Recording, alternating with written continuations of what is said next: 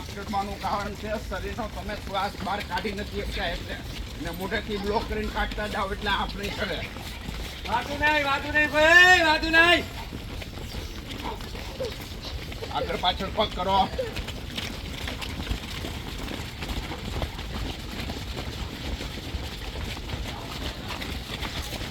Twist કરો.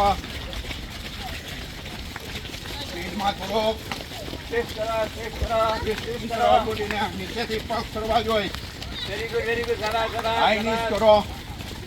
પગ આગળ ઊંચો થવો જોઈએ, છાતી નડવો જોઈએ. ફાસ્ટ. હા,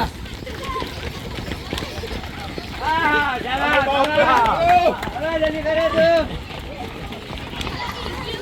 જમ્પિંગ જેક.